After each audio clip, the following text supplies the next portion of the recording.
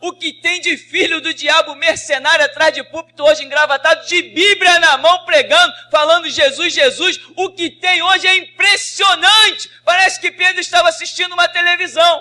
Impressionante, inigualável essa revelação. Amém. Apocalipse 3 diz: ao anjo da igreja em Sardes escreve: assim declara aquele que tem os 7 Espíritos de Deus e as estrelas. Conheço as tuas obras, que tens fama de estar vivo, mas de fato estás morto. Se alerta e fortalece o que ainda resta e estava prestes a morrer, porque não tenho encontrado integridade em tuas obras diante do meu Deus. Portanto, lembra-te daquilo que tens recebido e ouvido, obedece e arrepende-te. Porquanto, se não estiveres vigilante, virei como um ladrão, e tu não sabereis em que hora virei contra ti. Contudo, tens em Sardes algumas pessoas que não contaminaram suas vestes. Elas caminharão comigo vestidas de branco, pois são dignas. Assim, o vencedor andará trajado com vestes brancas, e de modo algum apagarei o seu nome do livro da vida. Pelo contrário, reconhecerei o seu nome na presença do meu Pai e dos seus anjos. Aquele que tem ouvidos, compreenda o que o Espírito revela às igrejas. Amém, irmão? Poder sentar.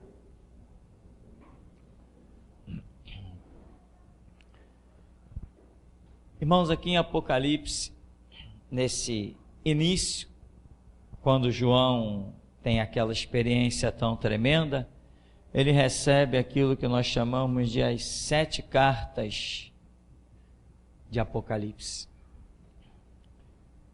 Mas nós vemos ali as 7 cartas de Apocalipse, elas são cartas dirigidas a 7 igrejas. 7 igrejas não fictícias, 7 igrejas reais. 7 igrejas reais. Existia lá a igreja de Sardes, a igreja de Filadélfia, a igreja de Laodiceia, a igreja de Éfeso. Existiam estas igrejas com templos imensos, lotadas, localizadas ali na rota da Ásia. Essas igrejas existiam. Jesus, quando dá uma palavra, ele dá direcionada a quem ele quer dar. O Espírito faz a palavra repousar no ouvido ou no coração de com quem ele quer falar. Não tem palavra fictícia, palavras jogadas ao vento. Não, isso não existe. Então existiam essas 7 igrejas e as cartas são levadas ao conhecimento delas, exatamente no tempo de com quem Jesus queria tratar, com aquela liderança daquela época. Essas igrejas hoje não existem mais. No entanto, as cartas perderam seu valor? Não. A palavra de Deus se renova sempre, a cada manhã. E o Espírito Santo hoje vai nos ensinando como a palavra não só ela é histórica, porque as cartas foram direcionadas a igrejas existentes, é história, mas as cartas também são proféticas, porque vão alcançando o tempo todo, as mensagens alcançando o mundo inteiro.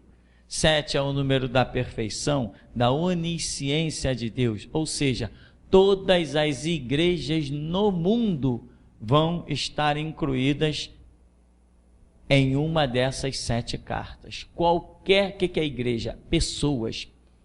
Qualquer pessoa no mundo que se diga cristã, a vida dela está incluída em uma das declarações feitas a uma dessas 7 cartas. Qualquer pessoa se identifica dentro dessas 7 cartas. Qualquer pessoa no mundo, se os 7 bilhões de habitantes que hoje o mundo tem fossem todos cristãos, a vida de cada um desses 7 bilhões de habitantes estaria descrita em um dos trechos dessas 7 cartas.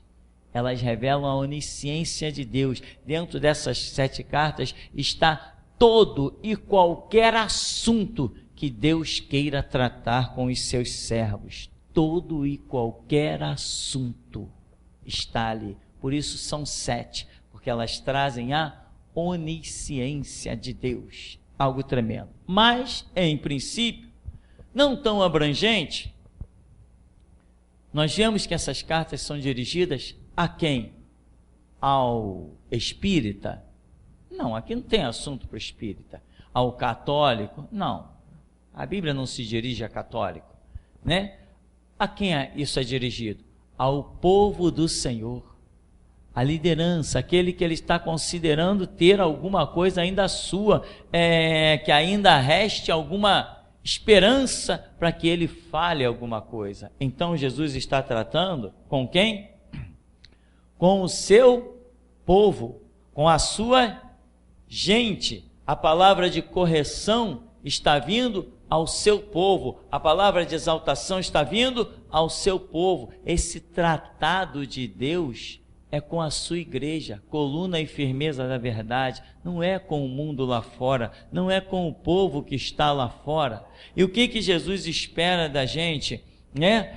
Que, como dizem essas cartas, não dá para ler todas elas, mas você que já leu sabe, dos textos que lá estão, né? Ou seja, Jesus repreende aqui lideranças. Por quê? Porque são lideranças que não explanaram a verdade. Jesus é quem leva as pessoas para dentro das igrejas. Amém? Se não for o Espírito Santo guiar uma pessoa para dentro da igreja, essa pessoa nunca achará a porta da igreja, nem que a porta da igreja tenha 500 metros de largura. Ela não vai conseguir entrar ali. Qualquer pessoa que consiga passar na porta de uma igreja, quando eu falo de igreja, eu não falo de templo, eu falo de um local onde um povo se reúne em verdade, em espírito, e aonde Jesus está no seu meio. Isso que é a igreja, não é lugares por aí, um monte de gente reunida, onde Jesus não está no seu meio. Igreja é aquele lugar onde Jesus passeia no meio dos candeeiros de ouro. Então, considerando que realmente é a igreja, uma pessoa só consegue entrar na igreja se o anjo do Senhor for lá, lhe der a mão e lhe conduzir para dentro de uma igreja. E se Jesus assim traz alguém dentro da sua igreja, ele espera que aquela liderança lhe permita falar com aquela pessoa através dele. Porque tem muitos lugares por aí, muitos lugares por aí que já não são nem mais chamados de igreja, não pode mais, porque eles bloquearam completamente a fala de Jesus, porque não era conveniente. Não é conveniente, às vezes, para uma liderança falar certas coisas que ele sabe que aquele camarada ali que é rico não vai gostar. Conhece a empresa do cara, sabe que o cara tem dinheiro, conhece as falcatruas do cidadão. Quando Jesus vem trazendo uma palavra de repreensão que chega na boca daquele mensageiro, profeta, sacerdote, ele engole a palavra, porque ele sabe que vai contrariar, vai chatear aquele irmão. Jesus, quando traz alguém para dentro da igreja, significa que ele quer falar com esse alguém. E eu estou aqui para ele falar contigo. E eu digo, Jesus, eu só preciso entender que é o Senhor que está falando. E não importa quem vai ficar de cara feia, quem não vai gostar, quem vai dizer que eu sou safado, pilantra, sem vergonha, quem vai dizer que eu sou mercenário, quem vai dizer eu não volto mais nessa igreja, eu não piso mais nessa igreja, eu não olho mais para a cara desse pastor safado, ele já é feio mesmo. Nada disso me interessa. A única coisa que me interessa quando termina um culto, que eu paro a agitação, porque, irmão, depois de uma pregação, meu sangue está fervendo, que você não tem nem ideia. Quando eu paro, que repouso, os meus pensamentos voltam aqui nesse púlpito, e eu digo, fiz a vontade do Senhor, Só isto que me interessa, mais nada me interessa. Quem morreu depois da pregação, quem viveu, quem vai voltar, quem não vai voltar, quem gostou, quem deixou de gostar, nada me interessa. Só me interessa quando o Espírito Santo diz assim: missão cumprida, mais um dia. Só isso me interessa, mais nada. Então, quando Jesus conduz alguém para dentro da igreja, meu irmão, Jesus quer falar com esse alguém. Então, você pretende um dia liderar a igreja do Deus vivo? A minha esperança é que Deus levante muitos líderes. Afinal de contas, não é para isso que eu prego? Se eu não quisesse que Jesus levantasse líderes, eu não falaria certas coisas que são fundamentais para uma liderança. E também, certamente eu já nem estaria mais aqui, já teria sido morto pela própria espada de Deus, ou quem sabe um acidente, um carro, qualquer coisa já teria acabado comigo. Porque se um homem conhece a vontade do seu Senhor e não executa, eu não sei para que esse camarada fica mais vivo sobre a terra, e não presta para mais nada. Mais vale uma árvore que ainda dá sua sombra do que um servo do Deus vivo desviado. O homem sem Deus vale menos que uma árvore. Vale menos que um pássaro, pelo menos o pássaro ainda dá o seu canto. E um homem sem Deus, desviado, o que esse cara dá? Se o sal se tornar insípido, para nada mais presta a não ser lançado fora aí, pisado pelos homens, humilhado. É para isso aí. Então, irmão, você vai ser o líder da igreja do Deus vivo amanhã. Homens e mulheres vão estar à frente da igreja do Deus vivo. Mas você tem que entender que Jesus Cristo vai te dar mais e mais do seu Espírito. E Ele só quer que você permita que Ele fale pelos teus lábios. É só o que Ele quer, irmão. As pessoas estão por aí sofrendo. Irmão, a obra é muito espinhosa. Irmão, a obra não é fácil fazer a obra. Irmão, que não é fácil fazer a obra? Basta dizer assim: fala, Deus, que o teu servo ouve. Agora as pessoas pensam que elas que vão fazer a obra. Eu só posso realizar a obra que for minha, meu irmão. Essa obra é do Senhor Jesus e quem realiza é Ele. É Ele que faz a sua obra nesse lugar. Eu só tenho que chegar aqui e deixar Ele falar. Porque você veio aqui para escutar o que eu tenho a dizer? Ou veio aqui para escutar o que Ele tem a dizer? Quem falou foi Moisés ou foi Deus? Quem falou foi Jeremias ou foi Deus? Quem falou foi Ezequiel ou foi Deus? Deus usou esses homens gloriosamente, mas a palavra é de Deus, e o Espírito Santo é quem testifica. Então, veja que Jesus manda a mensagem para essas igrejas, e tem muita repreensão nessas igrejas, e ele diz assim, olha, por exemplo aqui, olha, tem uma, não sei se foi essa que eu li, é essa que eu li mesmo, diz: conheça as tuas obras, tu tens fama de estar vivo, mas de fato tu estás morto.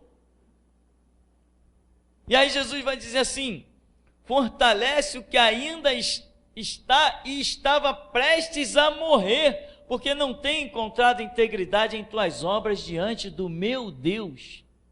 Ou seja, o que eu entendo aqui? Dentro dessa igreja, ele está dizendo: fortalece aí os que estavam prestes a morrer. Ou seja, faz o teu papel. Faz o que tu tens a fazer, me deixa agir através de você, porque nós de nós mesmos não fortalecemos ninguém. É Deus quem nos fortalece para nós estendermos a mão aos outros, mas a mão dele está junto com a nossa, senão só a nossa não adianta.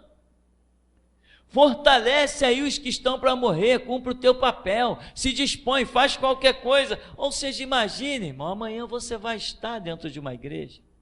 Você não está servindo ao Deus vivo? A seara não é grande, os obreiros não são poucos. Jesus não precisa, ele mesmo não disse: roga, suplica ao Senhor da seara que envie trabalhadores para a sua seara. Ora, se a seara é grande, se está precisando de obreiros, se você estiver em condições de disser, eis-me aqui, ele vai dizer, vem. Ele está precisando. Mas eis-me aqui daqueles que querem servir e não serem servidos. Quem quer ser servido não tem chamado. Pastor não é rei, meu irmão, pastor é pastor. Muita gente está pensando que é bonito ser pastor. Irmão, ser pastor é você ser invejado pelos que estão caídos e fracassados. Ser pastor é você causar intriga. Ser pastor é quando todos veem que você estava na lama e Jesus te pôs os pés sobre uma rocha e te deu um novo cântico. E todo mundo te odeia. Ser pastor é ser odiado na vizinhança, é ser odiado onde você mora. Ser pastor é isso, irmão. Tem gente que quer ser pastor e cair na graça de todo mundo, frequentar restaurante de luxo. Isso não é ser pastor. Ser pastor é ter as mãos calejadas. Ser pastor é ter o suor correndo no rosto. Isso é ser pastor. Ser pastor, meu irmão, é se preocupar se quando as pessoas vão entrar na igreja, o que elas vão ouvir. Aí você tem que estar ali nos pés do Senhor. Deus tem misericórdia. Conta com a minha vida. Foi o Senhor que me pôs. Se o Senhor não pode falar através de mim, me arranca, mas não deixe de falar. Isso é ser pastor. E esses vão permanecendo sempre. Porque não querem ser nada, querem apenas que seja feita a obra e a vontade do Senhor, assim na terra como no céu. Então, meu irmão, veja, Jesus manda recado para 7 igrejas, mas as lideranças são repreendidas maciçamente. Se fôssemos colocar num percentual de 7, 2 igrejas recebem exaltação. Ora, num percentual, isso seria um caos.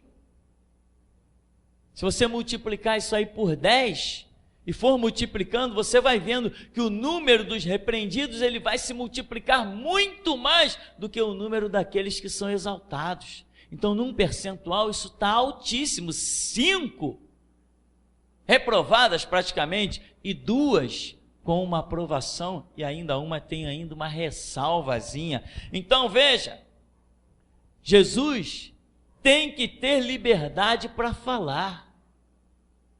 O que é a restauração? É Deus querendo restaurar. É Deus querendo falar. E o que o Senhor já nos mostrou com grande graça? Que muitos Ele chamou para esta obra. Muitos. Mas quando as pessoas veem que a palavra é renhida, que a palavra é de dificuldade, que a palavra é de inimizade, que a palavra é de discórdia, que a palavra é de polêmica, muitos dizem, não quero entrar por esse caminho não. Mas e você, irmão? Você quer entrar por esse caminho? Você foi chamado para isso? E o plano de Jesus na sua vida é só esse. Não prega um Jesus pacifista para ninguém, não. Deixa Deus usar a tua boca, não fica você querendo falar de Deus, não. Deixa que Deus fale dele através de você. Não fica querendo apresentar um Jesus aos moldes do que vai agradar a B, C, D, não. Deixa Jesus se apresentar. Quando Jesus se apresenta, ele não se apresenta só como o bom pastor, ele se apresenta também como o juiz de toda a terra. Ele não se apresenta só como Jeová Rafa, o Deus que cura, ele também se apresenta como Jeová Savaote, o Senhor dos exércitos, e o exército que não cumpre o seu papel, ele mata, sepulta no mar vermelho. Você é instrumento de Deus para que as pessoas conheçam um Deus verdadeiro.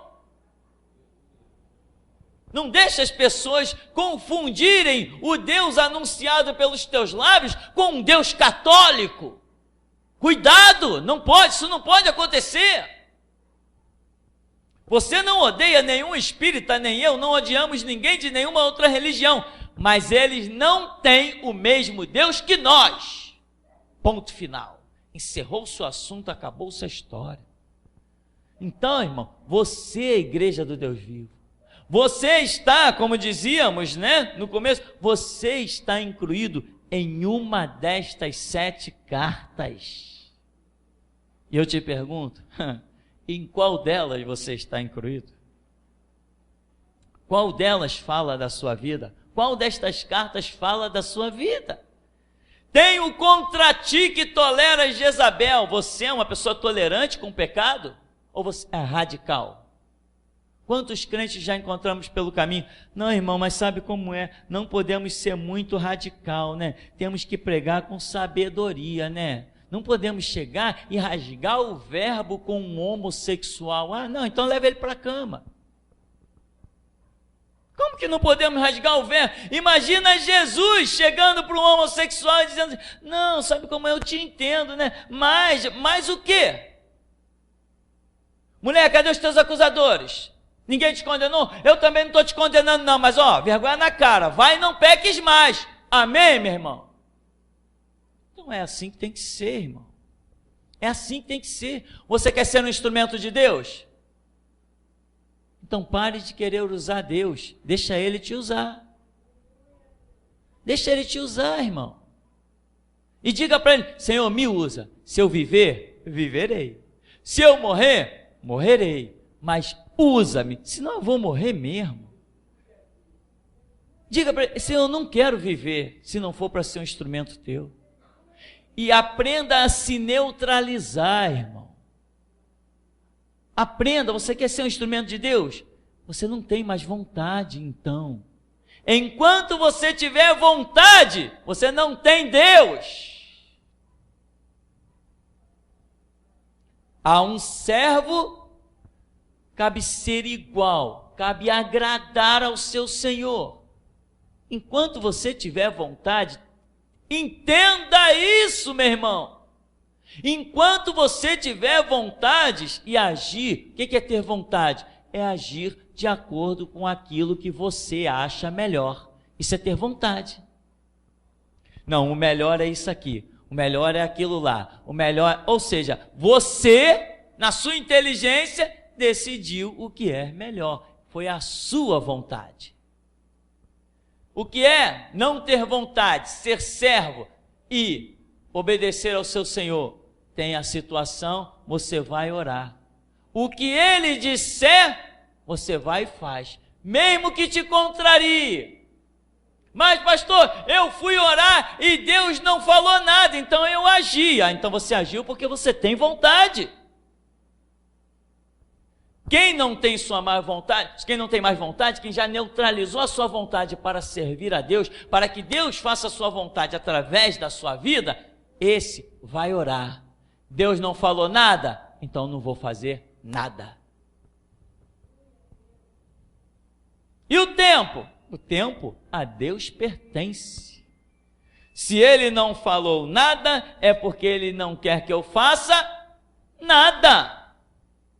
Porque tem pessoas que têm a sua vontade. A sua vontade é fazer alguma coisa, é resolver os problemas, é buscar soluções. Só existe um lugar certo de resolver problemas e buscar soluções. É entrar no seu quarto, fechar a sua porta e falar com seu pai. Ali se tem toda e qualquer solução. Mas ali é só para aqueles que são servos. E você, quando for pastor de uma igreja, o que você vai dizer? Que nem eu soube de um irmão que falou, não está nem aqui hoje, eu soube de um irmão que falou para uma pessoa, não é sempre que tem que orar não, a gente tem que agir.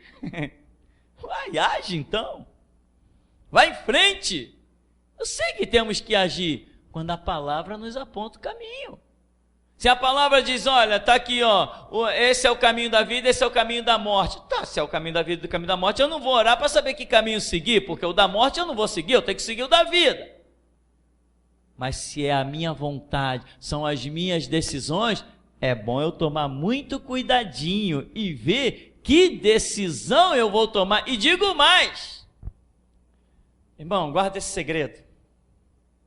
essa é tremenda, essa é gloriosa. Essa é um segredo, segredo para servos do Deus vivo. Quando você tem diante de si dois caminhos, o certo e o errado, e você não consulta o seu Senhor, mas você entra pelo caminho certo, mesmo o caminho certo vai virar errado, porque você não consultou o seu Senhor. E é assim que pessoas se de repente, estava tudo bem, estava tudo perfeito, de repente se encontra num emaranhado de problemas. Mas eu fiz tudo certinho. Não, você fez tudo certinho conforme a sua vontade. Aquele seria o caminho certo. Aquele caminho que você entrou, se você tivesse perguntado a Jesus, Jesus, eu posso entrar naquele caminho? Ele diria, é aquele caminho. Mas você não consultou e entrou. O certo passou a ser errado. E isso é um grande segredo, hein, meu irmão? Servo só toma a decisão, por mais óbvia que ela transpareça, se consultar ao seu Senhor.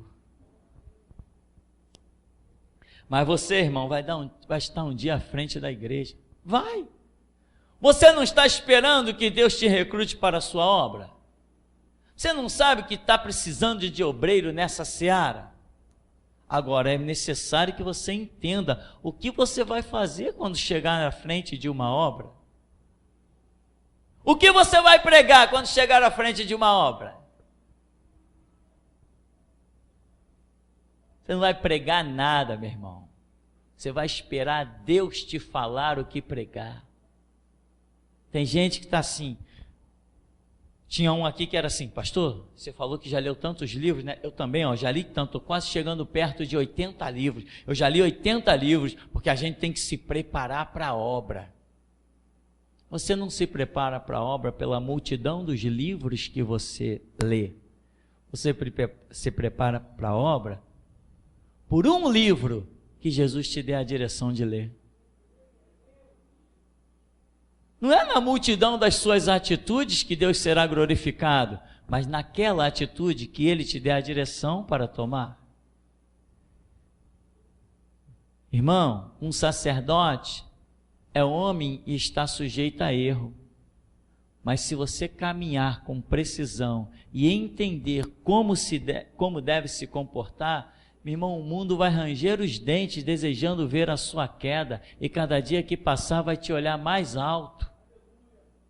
Não vale a pena você assumir nada para depois virar uma vergonha, se tornar um sal insípido pisado pelos homens. Não vale a pena você assumir nada quando um exército vir contra você te abater. Não vale a pena. Fortifica-te na graça que há em Cristo Jesus. Valoriza a tua vida, põe a tua vida nos pés de Jesus, vai lá para as tuas horas de oração, transforma a tua história, vê o que ninguém consegue ver, ouve o que ninguém consegue ouvir, sente o que ninguém consegue sentir, porque o segredo do Senhor não é para todos, é para aqueles que o buscam. Os mistérios de Deus não são para todos, é para aqueles que o buscam. Deus deu a Daniel revelação de vários sonhos, deu a Sadraque, Mesaque e Abednego sabedoria. Eles se transformaram em chefe dos magos de Babilônia.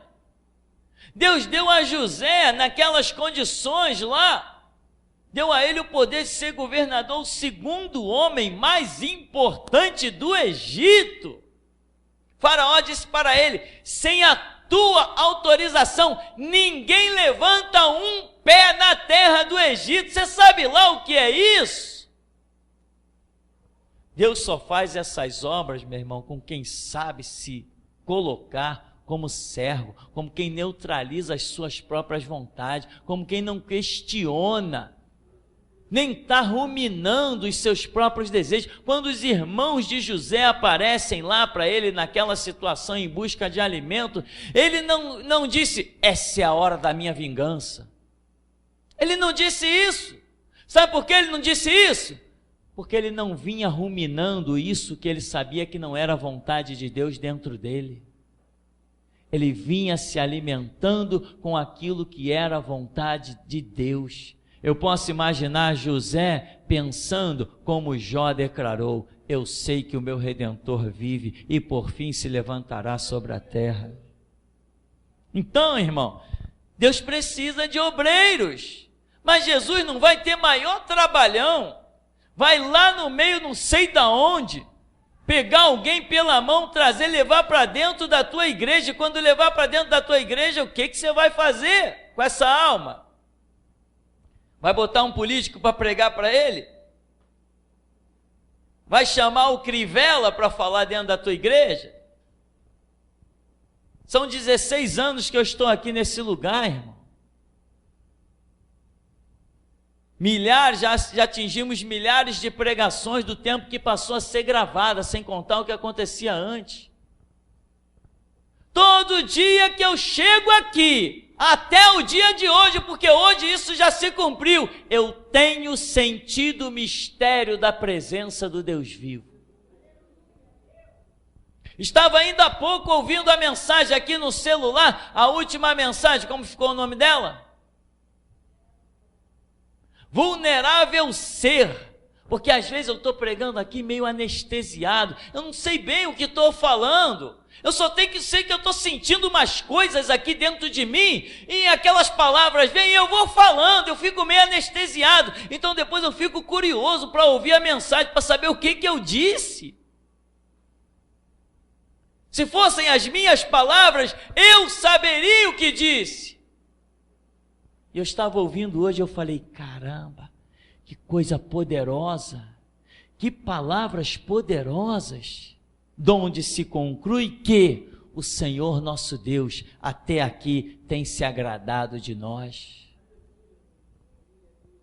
Você é o obreiro de amanhã, meu irmão. Na verdade, você já é o obreiro de hoje. Amanhã você estará num novo estágio. Sabe, irmão? Tem algumas pessoas aqui que ainda não entenderam bem o que é restauração. Irmão, restauração é mergulhar de cabeça, mais do que as 7 vezes que Naamã mergulhou no Rio Jordão. Meu irmão, só perca um culto por motivos de força maior. Se não, larga tudo, vem e senta aí. Vem e senta aí, meu irmão. Senta aí, que você vai ver o que você vai colher disso. Aqui não tem um pastor qualquer, meu irmão. Aqui não tem um homem de Deus qualquer. Eu não sou um qualquer. Um qualquer não encara delegado, um qualquer não fala de prefeito, um qualquer não fala do Congresso Nacional, um qualquer não põe dentro da sua igreja um hino que diz: diabo está fardado em nome do Estado, a ele eu não me curvo, o Estado não é Deus e a Constituição não é problema meu. Você não está sentado num banco qualquer, você está diante de um sacerdote do Deus vivo, que até aqui tem vestes limpas. Valoriza, meu irmão, valoriza, porque Jesus te pegou pela mão lá de onde você estava e te fez sentar aí. Valoriza, mergulha, mergulha. Para nós, restauração não existe mais o não tenho tempo. Para nós, restauração, não existe mais o tô doente, tô devagar, tô em convalescência, não existe isso. Tá com dor, põe o rosto em terra e levanta curado. Revoluciona a tua vida, sabe? Mergulha nas águas profundas, mergulha. Não fica contando os dias, contando os passos. Ah, estou caminhando até Jesus ter misericórdia. É? O que você quer que ele faça? Desça de novo do céu e suba na cruz mais uma vez? O que ele tinha para fazer já está feito. E ele disse: Pai, está consumado. Agora, nós é que temos que saber. Vem ouvindo mensagem há 5, 6, 7, 10, 15 anos, mas não consegue mudar a sua história. Joga tudo para o alto. Joga tudo para o alto. Joga tudo para o alto, porque Jesus vale a pena. Joga tudo para o alto, meu irmão. Cumpre o teu papel de cidadão, mas não deixa nada atrapalhar. Como Jesus ensinou, dai a César o que é de César e dai a Deus o que é de Deus. Há tempo para todas as coisas debaixo do projeto de Deus. Há tempo. Joga tudo para o alto, meu irmão. Mas seriamente eu estou te dizendo, meu irmão, joga tudo para o alto. E não estou dizendo isso porque é a tua vida não, mas na minha eu faço também, eu jogo tudo para o alto. Quando Jesus mostra o caminho, mostra o certo, mostra o errado, irmão, você não tem ideia do que eu sou capaz de fazer. Você não tem ideia do quanto eu sou apaixonado por esta palavra evangelho e o que ela significa para mim.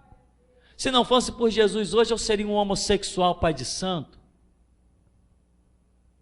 Ou quem sabe eu não teria sido um padre. Seria um homossexual do mesmo jeito? Pai de santo e padre são tudo homossexuais. Eu estava me interessando, eu queria saber como é que eu entrava para um seminário católico. Sabe por quê? Porque eu queria servir Deus. Eu estava batendo em portas, procurando por Deus. Só que está escrito, batei e abrir-se-vos-á. Deus teve misericórdia da minha vida quando viu que eu queria a Deus. Ele me abriu as portas do caminho que leva a Deus.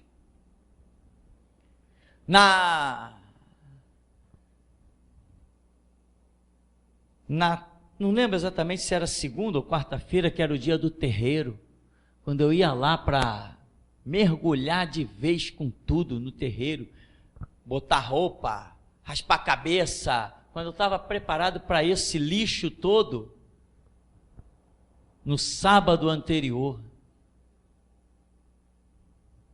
considerando 7 dias, vamos falar naquela semana, Jesus entrou na minha vida. E tem um hino que eu sou tão apaixonado, porque eu lembro desse dia. Ele veio em minha vida num dia especial, trocou meu coração por um novo coração, e esta é a razão porque eu canto assim. Vamos adorar a Deus, vamos adorar a Deus, adorar, vamos adorar a Deus,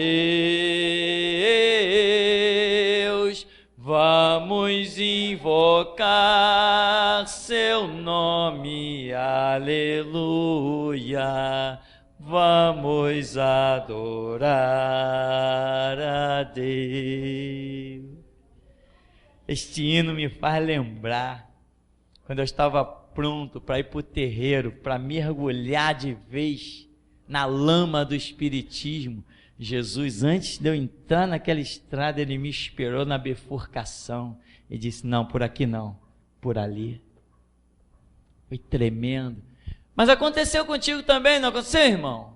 Você tem valorizado? As tuas primeiras experiências morreram? Sabe quando que você esquece as primeiras experiências? Quando você não teve sequência.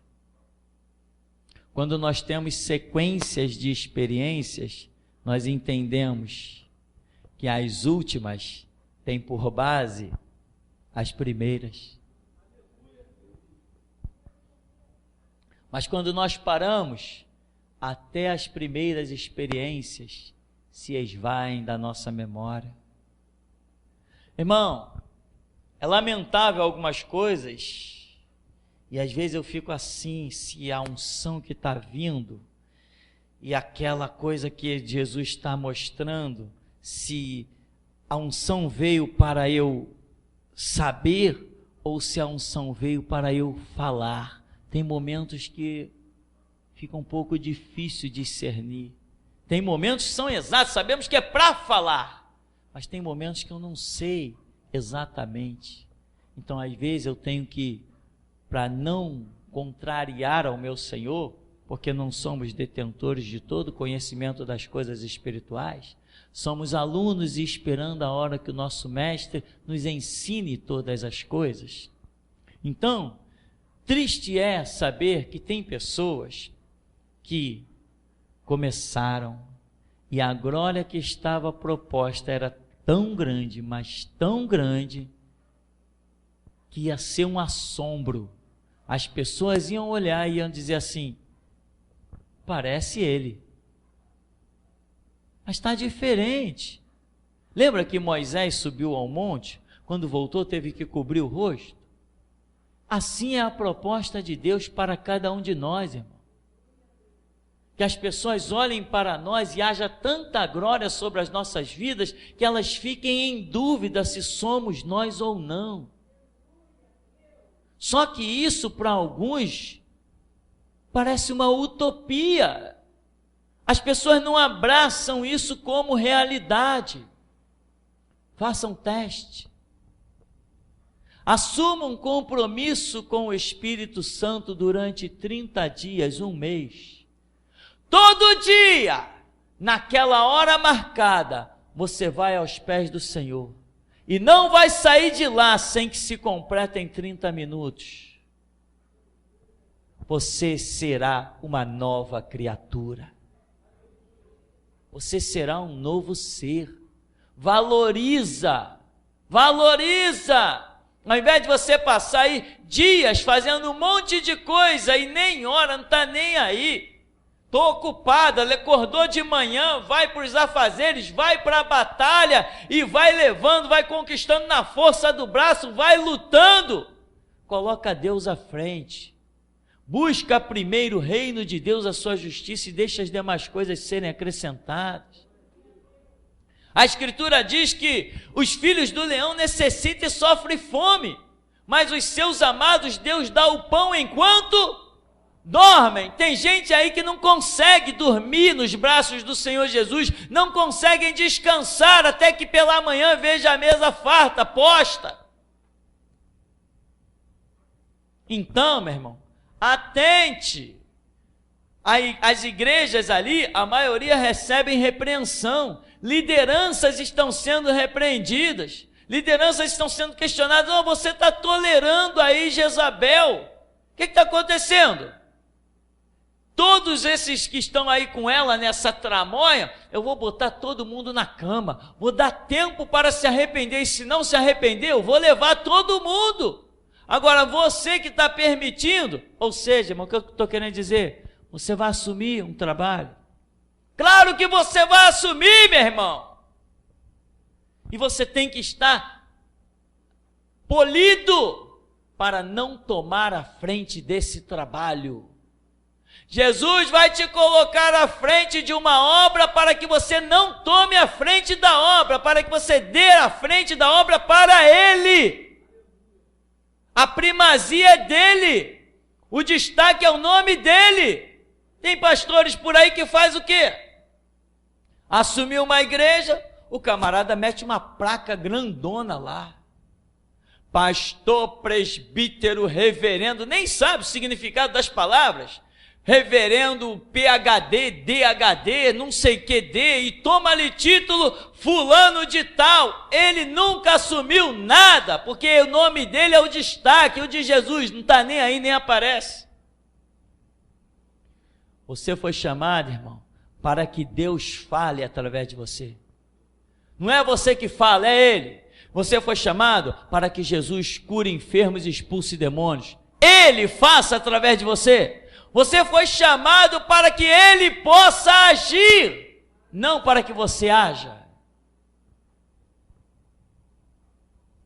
Jesus vem e diz para essa liderança: eu tenho contra ti isso, eu tenho contra ti aquilo, eu tenho contra ti aquilo outro. Por quê? Porque eles não fizeram o que Jesus mandou, porque Jesus não tem contra ninguém nada que se faça o que Ele mandou. Lideranças que erram. Agora, aqui diz, tem uma parte aqui que diz, parece que é o capítulo 2, que que fala: eu tenho a teu favor, que tu puseste à prova os que se dizem líderes, apóstolos, e eles não são. Você entende o teu papel como um líder no futuro? Não é simplesmente olhar: ô pastor, ô apóstolo, ô presbítero, ô fulano. Não é isso não. Eu tenho a teu favor que tu puseste eles o quê? À prova. Jesus não te chamou para se associar com quem tem título. Jesus te chamou para se associar com quem tem unção. Tem um monte de bobo por aí andando coladinho com quem tem título, e todo abestalhado. O pastor fulano é meu amigo, o pastor fulano não tem unção, ele tem só o título. Jesus não está considerando o título, porque ele diz: em você pôs à prova os que se dizem apóstolos, eles têm título, alguém deu esse título para eles, mas não foi Deus. Nós vivemos hoje no Rio de Janeiro, numa cidade onde tem um monte de gente carregando títulos que lhes deram, mas não foi Deus, não o nosso Deus. Então, irmão, mergulha. Vamos fazer uma prova, vamos fazer um teste, vamos fazer uma prova com o Senhor. Ele diz: buscar-me-eis e me achareis.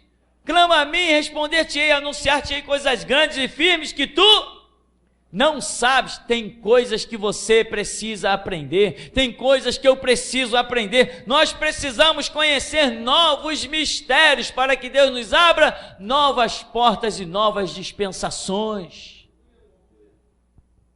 Breve vamos estar lá distribuindo os dossiês do judiciário, já estão praticamente prontos. Vamos estar fazendo o que nenhum outro faz. Mas há anos atrás Deus nos deu uma frase: faremos o que nunca foi feito e veremos o que nunca foi visto. Cada vez que eu olho para essa frase eu digo: Jesus. Quando recebemos essa frase, não sabíamos quão grandes coisas o Senhor faria nas nossas vidas. Mas por quê? Porque nós passamos a fazer o que ninguém nunca fez, nem tem coragem de fazer. Por isso nós temos visto também o que ninguém antes de nós viu. Ninguém na nossa geração imagina as coisas grandes e gloriosas que nós temos colhido. Ninguém tem a autoridade que nós temos, ninguém tem a unção que nós temos, ninguém tem o entendimento que nós temos. Nós calamos a qualquer um. Quando alguém fisicamente mais forte vem contra nós, eles são travados pelo anjo do Senhor que se acampa ao redor dos que o temem e os livra, e tem dito: provai e vede que o Senhor é bom. O Senhor é uma fortaleza no dia da angústia e conhece os que confiam nele. Conhece os que confiam nele. Passa a confiar em Deus. Joga tudo para o alto. Vai ser um espírito com o Senhor. Joga tudo para o alto, irmão. Não te detenhas com absolutamente nada. Você tem que ver a glória de Deus. Ele diz: contudo, tens em Sardes algumas pessoas que não contaminaram suas vestes. Elas caminharão comigo vestidas de branco. Por quê? Por que elas caminharão vestidas de branco? O texto está dizendo: porque elas são dignas. Elas conquistaram isso. Entende que o que você quer, você tem que conquistar na palavra, na oração, na direção de Deus. Quanto mais você obedece, mais conquistas você tem. Quanto mais você ouve, mais oportunidade para conquistar você tem. E glorioso é quando Jesus nos manda fazer uma coisa difícil. Quando a coisa é difícil, aí você sabe que o galardão é dobrado.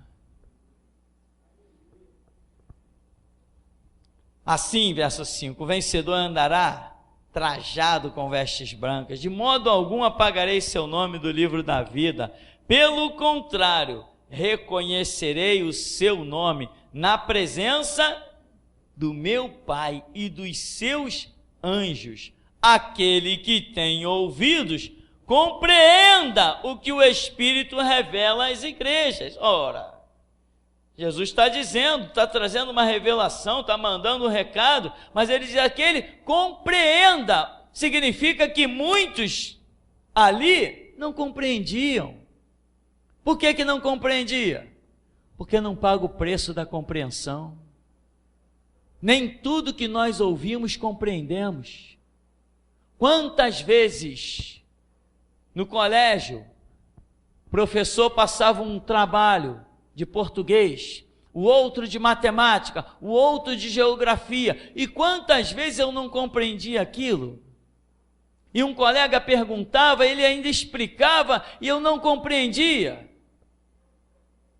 Eu já saía do colégio com a seguinte consciência: vou ter que ir lá para o meu quarto, me trancar dentro do meu quarto e estudar aquilo ali, até compreender por que o professor chegou naquele resultado. A igreja é a mesma coisa, irmão. Você ouviu alguma coisa que não entendeu? Depois você vai pegar o CD, você vai ouvir a mensagem, você vai ter que ouvir até compreender por que aquilo foi dito. São exercícios, é o preço que tem que se pagar de uma compreensão. Amém, meu irmão?